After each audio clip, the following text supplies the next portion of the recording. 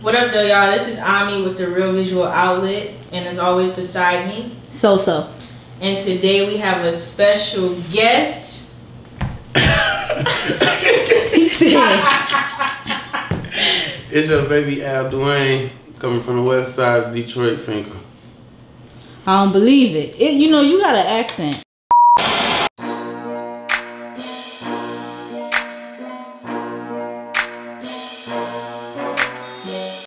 I do. You from Michigan? You sound like you from the South. I'm from the city.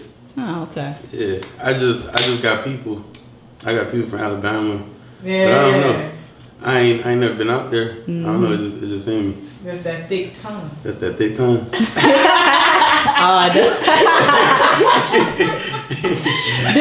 do that again. Let me see. Nah, I ain't gonna do that.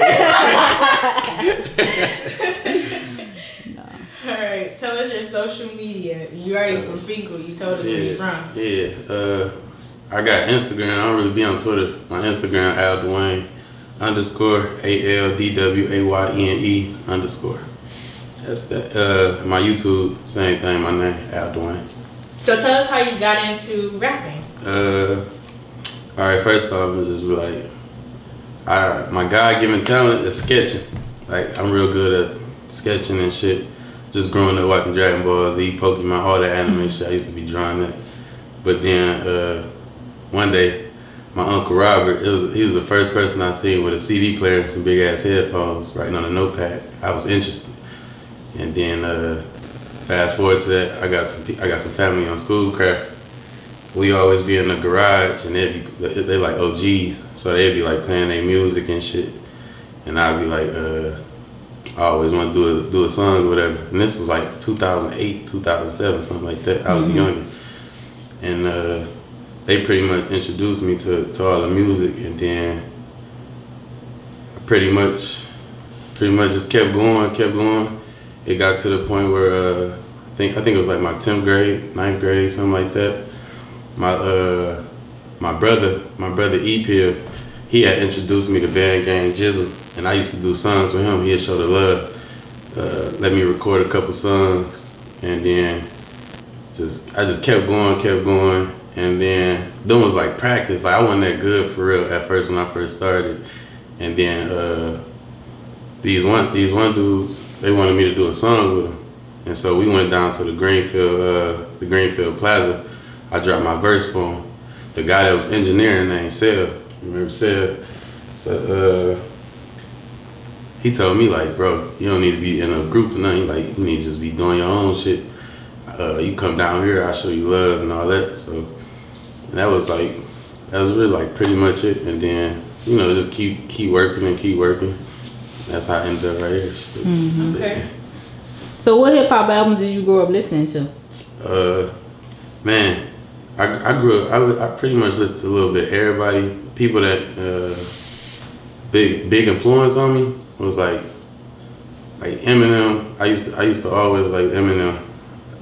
I don't rap like him, but it's just something about him that just had that energy. And then also was listening to 50, Meek, Drake, Cole, and you know, once you got like your artist you like, you pretty much just keep listening more and more of their shit. So. I could see 50. Yeah. I don't know. You give me that vibe. I mean, people, you know, they say a dark skinned nigga look like everybody. So they be calling me 50, Kevin Hart, whatever it is. Kevin Hart. I go from 50 to Kevin Hart. Yeah, they be, you know. But shit, when they be roasting, they better come with it, because I'm always with the shit too, you know what I mean?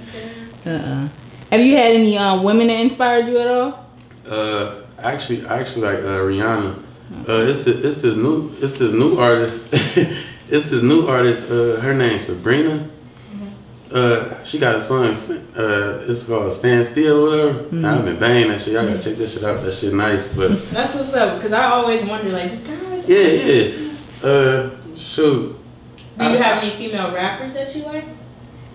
I mean, if they got a banger, like you got Cardi that have her bangers. You got Nicki. You know, like whoever. So you be banging? Yeah, I ain't banging it, but see, when you on it, I got the Chromecast, so when I'm on YouTube, it just keep playing all the music. Like if it come on, I ain't gonna turn it off. You know what I'm saying? Okay, you show love. Yeah. So you got a new single out. You know, it's called Role Play. Yeah, Role Play. Tell us about that. It's a lot of hoes. Actually, it was inspired by my little brother, cause he kind of been taking after me, and that's something I've been noticing. Cause I had just moved out my mom's crib. Always me and my little brother, we real close.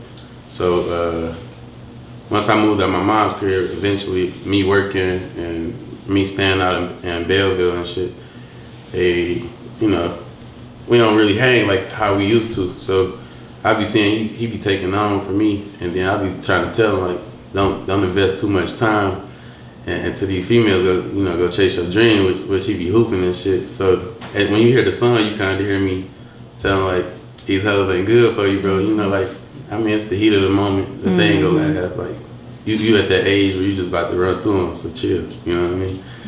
So you ever had some, experience with a woman where you was chasing after them and? Yeah. I kind of, that's kind of always been my thing. Like, growing up, I was kind of like insecure about my looks because I was short, dark-skinned cat. You know, around that time, females was more into light-skinned guys and shit. You cute though. You got a nice. Your face is nice. I think I grew into it. I got my confidence now. Thank you. It just. So how did you develop your confidence? Like what changed? My cousin E-Pill. I think it was like our 12th grade year. He always took me under his wing or whatever. And he was more so like, I'm a hood nigga, he a street nigga. You know what I mean? So what's the difference? The difference is a hood nigga is a nigga that just grew up in the hood. A nigga can work a 9 to 5. You know, a nigga you can't help where you born, you know, where you was raised. The street nigga is a nigga that pretty much getting everything from the streets, you know what I mean? Like, he's just in the streets. That's how he do it. You know what I'm saying? So you got people that's not street people, but they portray it like they is just because where they from. You know what I mean? Okay. Yeah. So that's pretty much how that is. And he always was like put me hit. He always had the hoes and shit. So the more and more I was around him, I just took a little, you know. Added your own spice. Yeah, got a little sauce. The new single Role Play. What you say your brother inspired it? You basically had a line in there that you dripped in Gucci.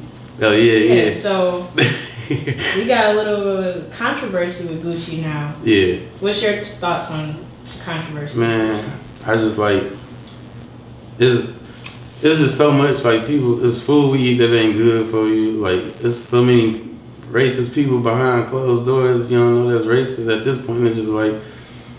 I mean, I ain't no follower. I'm gonna wear what I like. You know what I'm saying? Like they ain't did shit to me. The people that work there ain't did shit to me. You know what I mean? So it's like I can't really trip on it.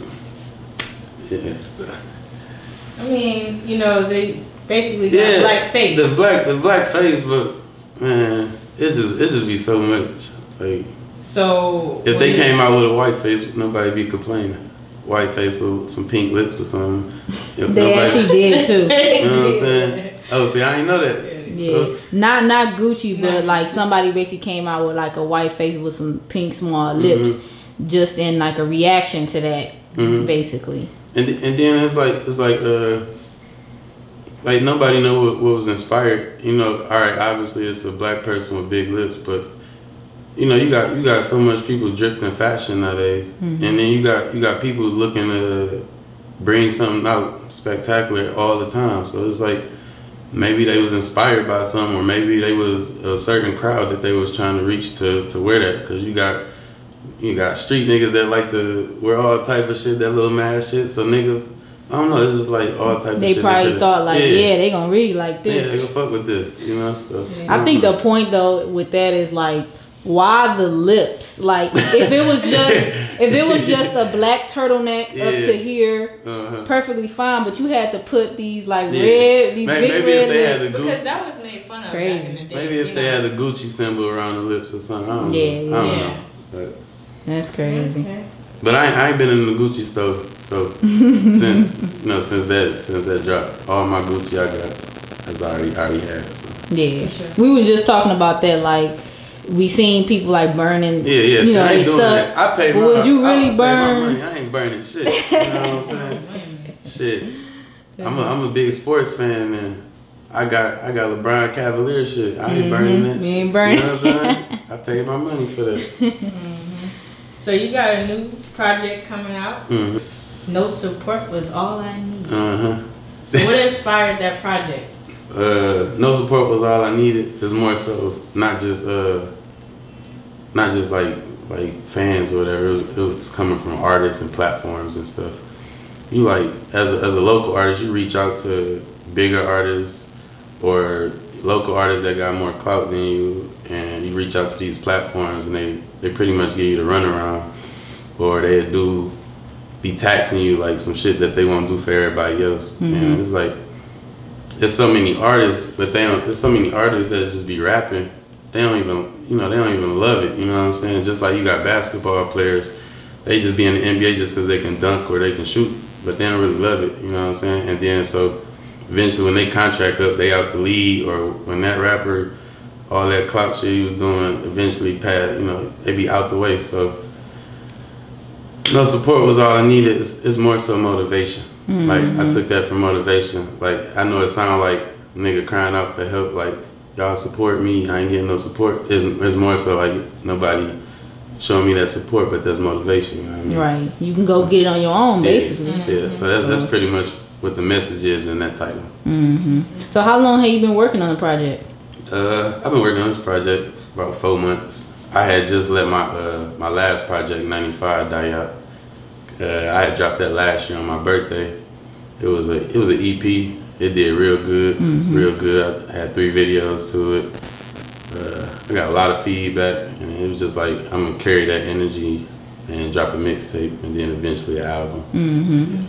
So was 95? Was that your first project ever releasing? Yeah, that's my first official project. Everything else that I was just before that was practice, because I used to have a SoundCloud with music, but I deleted all that off because it's like people, I don't know, a lot of people don't use SoundCloud, and I be using my little brother because he in the younger crowd, and I'd be like, what y'all like, you know what I'm saying? He'd be like, man, people like just to go on YouTube, it's so quick to just pull it up. So I'm like, I want all my junk on YouTube. So what was it like creating this project? It's like I wanted to carry the energy from my last project, the momentum, but I want to get a little serious, And when I say serious, I don't mean like some Eminem serious shit, but like more so like taking it a little bit more serious. So I got some songs on there it's gonna be some bangers. Y'all gotta stay tuned for real. Okay, so how would you say you have grown as an artist since creating 95 to creating your current project? I think I've grown a lot because I study music. Like I'm so passionate about music because, like I said, I started in like 2007, and my mom is a single parent, so it's like she did as much as she can. So I really didn't have the freedom. I had responsibilities looking out for my brother. So anytime I made a couple dollars, something, I would invest in myself and go to the studios. And I mean, before I had my own car, I was catching the bus to go to the studio. I'm passionate about it. Like, I've always been grinding or whatever. So it's like, I think I measure my years about how much work I've done. So I can't measure the project until I know how good I pushed that project. So I'll be able to tell y'all that like sometime around June or something once it's been out. Okay. So we know you've been doing, like music videos and stuff like that. So have you ever performed any of your music before? Not recently. I ain't performed, and I don't know how long. I actually performed at a girl Sweet 16 a long time ago, and at the Bullfrog, but that was a long time ago. I pretty much was like, I don't really care for performances these days, because when you go to them performances, people really coming for their people. You know what I mean? So they they're trying to hype their people up, and then after they hear their people, they either like fuck that shit. You know what I mean? So it'd be like waste of time. But at the same time, I feel the artists that do go out there, because they going out there and grinding. But you really can network on the internet. You ain't really got to be going to do all the performances and all that, like how it used to be. So that kind of like leads me into a question, like, so what are your goals as an artist? Like, do you want to be? Oh yeah, I want to perform, but I don't want to perform. Like last year, I didn't want to perform for real because I wanted to get visuals out. I wanted to grab a lot of the fans off the internet, and then like I said, I never know how my growth was until like sometime around June. I know what I've done. You know what I'm saying? Maybe I'm gonna do more performances, more videos, and more features because I don't really do features. So I really must be on the song by myself. Okay. Yeah. So, you know, when you get ready to perform, you can definitely check out, you know, the Gas Fest. Dreadhead Izzy on Instagram, she hosts her own Gas Fest for artists who are, you know, up and coming. They basically perform and stuff. So you definitely get on the line and there's no charge. Okay. You know, so yeah. And I'm gonna check them out. I'm gonna get with y'all. So how do you interact and respond to fans? Because I heard you saying that you've mainly been on the internet trying to get your fan base from there right now. So how is that interaction? It's pretty smooth. I think something I need to do is reach out to more YouTubers. But when it comes to people that come to my page and show love, shoot, I don't be arrogant or nothing like that. What's up? You know what I'm saying? Like what you like? I'm gonna kick it with you. You know what I mean? Shoot, like I was just watching Drake his little speech or whatever, and he was talking about you don't need no Grammy to feel like you know you successful in the music. You got people singing your song, and that mean a lot. And that's how I be feeling like people that be around me, or when I'm just promoting my music and I see people making a video, or I get in the car, or I be chilling with people and they know my song word for word. That just been meaning a lot. So it inspired me to just keep going. So yeah. So what do you think of you know the hip hop scene in Detroit?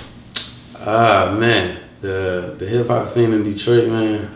I'll be honest with you, like I got 2 songs on there that's like kind of like a tribute to the city. Because I don't necessarily make Detroit type music because I feel like they're too repetitive, and it's not to discredit nobody, but I feel like there's so many artists rapping over the same type of beat. It just be like this is the reason why we not like the other cities, because y'all not willing to evolve your sound.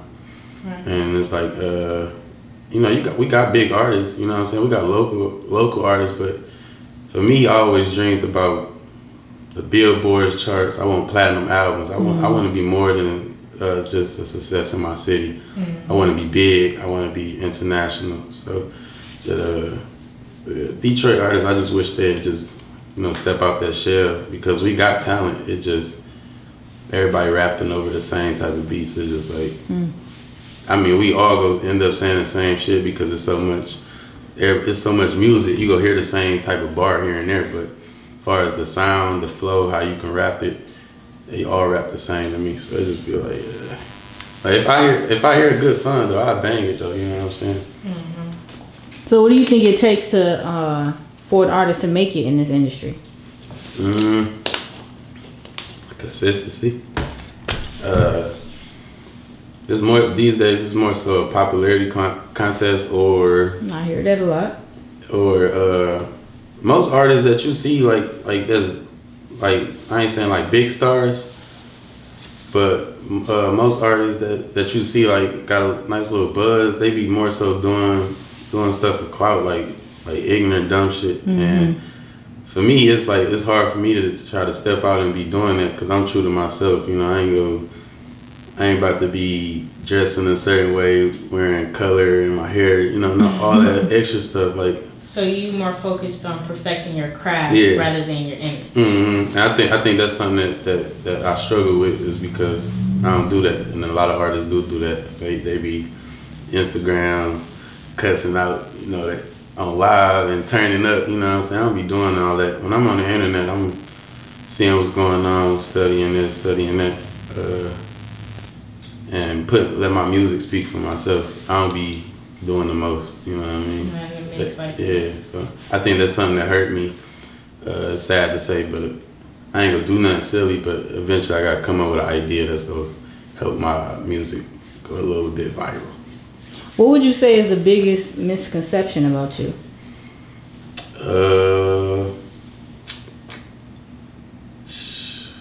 I don't know.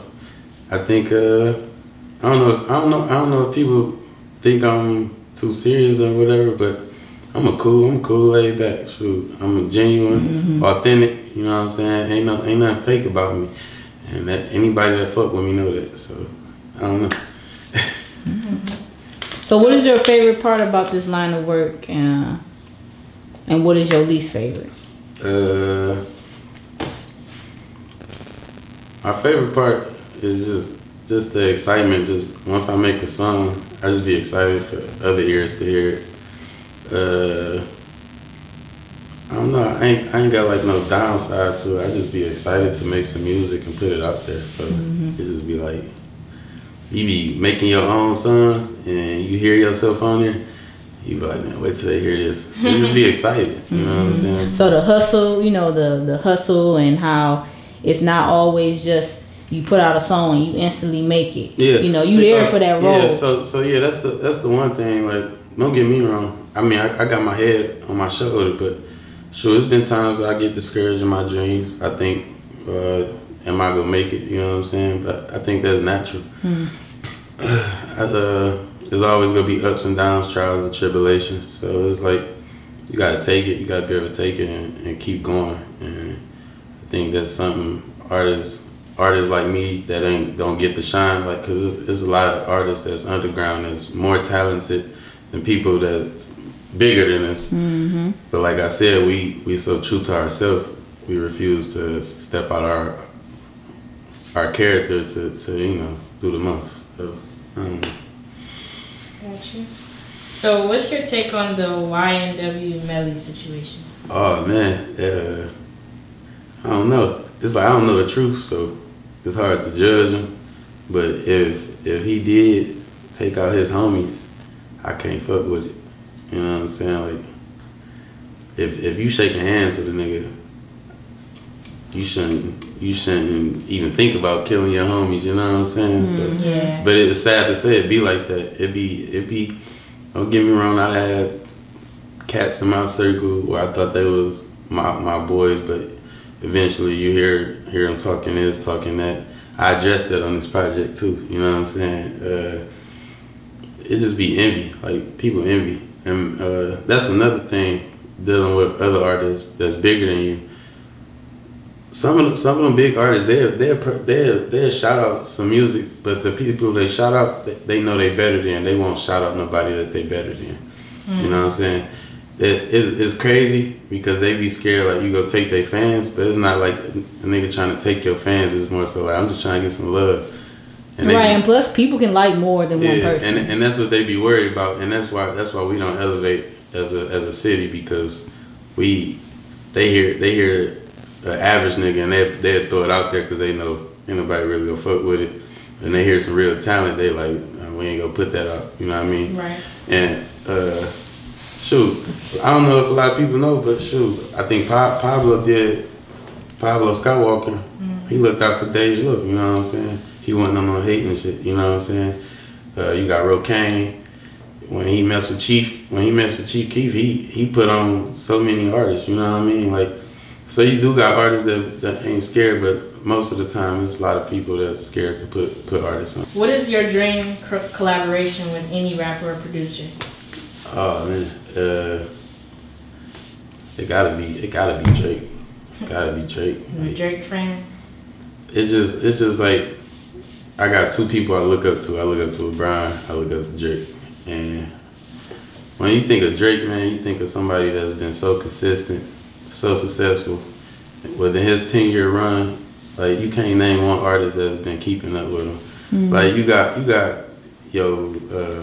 Kendrick and Cole and shit. Like, they nice lyricists, but as far as being hot in the streets and hot international, ain't nobody been on Drake level. So it's like, you know, he the GOAT of our generation. So it's like, who wouldn't want that Drake stimulus package, you know what I mean? Like, who would want that feature, you know? Like, cause anytime he hop on a feature, Block Boy, Lil Baby, 21, they was big, right? You know what I'm saying? They was big, but he made them bigger, and they getting money now. You got Jay-Z paying fees for 21 now, you know what I mean?